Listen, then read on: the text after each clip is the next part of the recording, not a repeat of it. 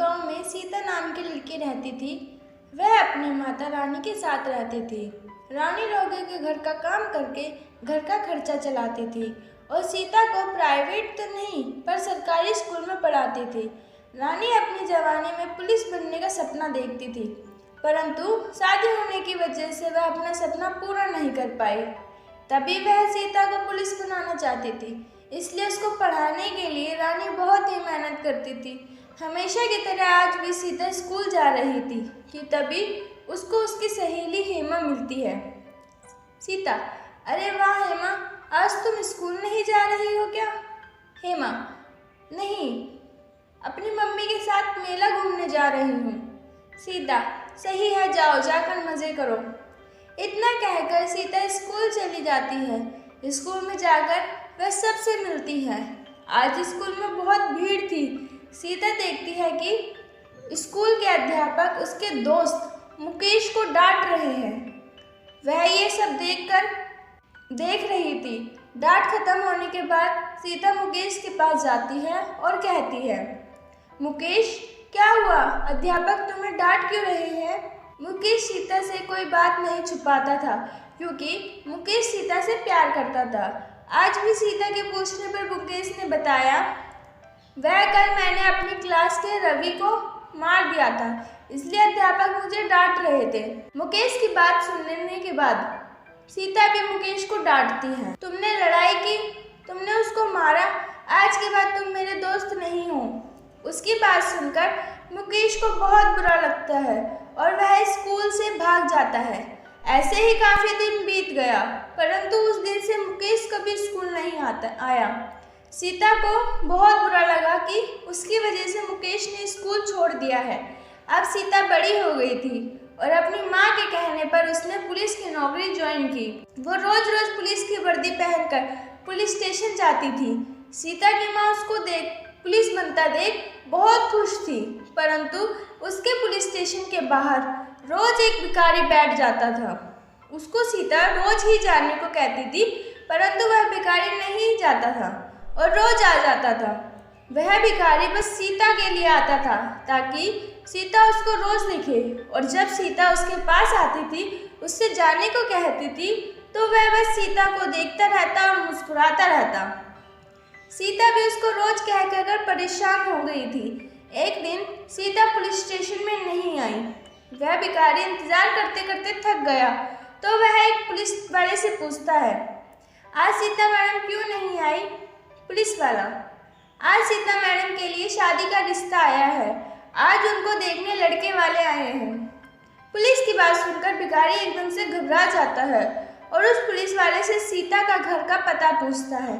Police वाला सीता के घर का पता बता देता है और तब वह भिखारी एक साधु के वेश में सीता के घर चले जाता है और उसके घर से बाहर खड़े होकर बोलता है, अलख निरंजन। सीता की माँ उसकी आवाज़ सुनती है और बाहर आ जाती है। तभी वह साधु से कहती है, ऋषि, आप बिल्कुल सही समय पर आए हो। आज मेरी बेटी को देखने लड़के वाले आए हैं।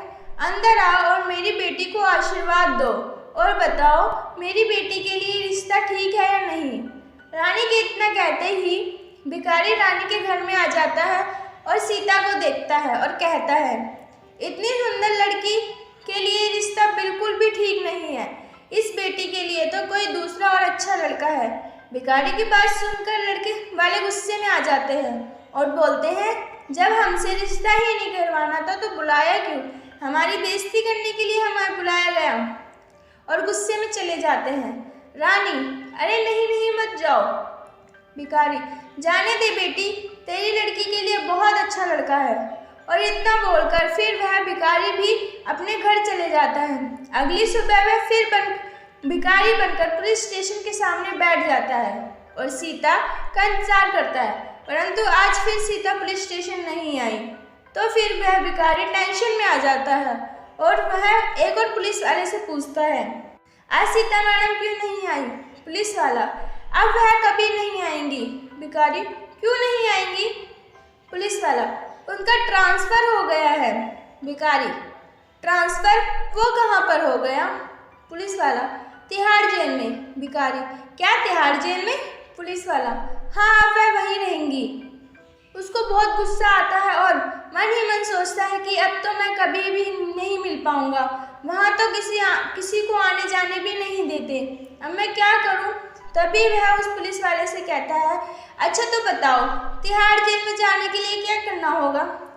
पुलिस वाला हैरान हो जाता है और बोलता है कि क्या मजाक कर रहे हो? तुम्हें तिहाड़ जेल में क्यों जाना है? भिखारी, तुम मेरे प्यार को नहीं समझ पाओगे।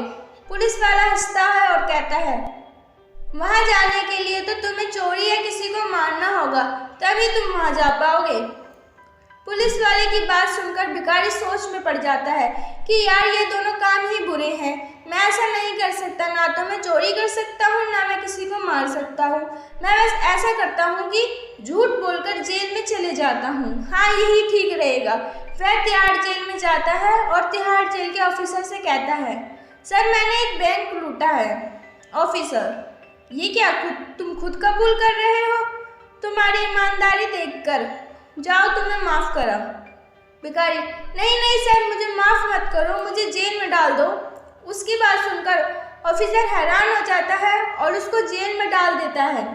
वह जेल में इधर उधर देखता है परंतु उसको सीता नहीं दिखती और वह दुखी होकर एक टेबल पर बैठ जाता है और सोचता है, मेरा यहाँ आना बेकार गया, सीता तो दिख ही नहीं रही, अब मैं क्या करूँ?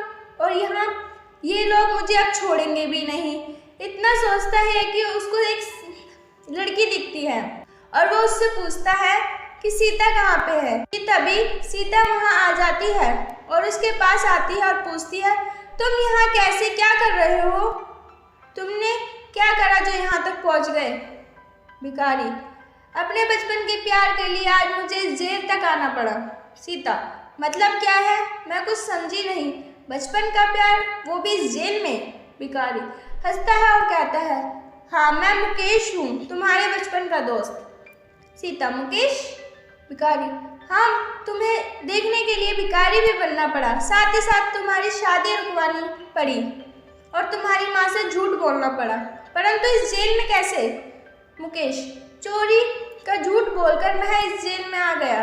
सीता हैरान हो जाती है और बोलती है, तुमने मेरे लिए इतना कुछ किया, तुम मुझसे इतना प्यार करते हो, मैं ही समझ नहीं पाई। अब तो तुम यहाँ से बाहर भी नहीं जा सकते, इसलिए अब मैंने सोचा है कि हम यहीं इसी जेल में शादी कर लेते हैं। सीता की बात सुनकर मुकेश बहुत खुश होता है और सीता अपनी माँ को बुला लेती है और दोनों पुलिस स्टेशन में ही शादी कर लेते हैं। अब दोनों साथ में ही पुलिस स्टेशन में रहते थे, एक दूसरे से बातें करते, एक दूसरे के साथ टाइम स्पेंड करते। पुलिस स्टेशन में ही उन्होंने अपनी आधी जिंदगी जी ली थी। काफी समय बाद मुकेश की रिहाई हुई तो सीता मुकेश के साथ उसके घर चली गई और वह दोनों खुशी खुशी रहने लगे। काफी समय बाद उनकी एक बेटी भी हुई। मुकेश बहुत खुश था क्योंकि मुकेश को अपना बचपन का प्यार मिल गया, जिसके लिए उसने क्या क्या नहीं करा।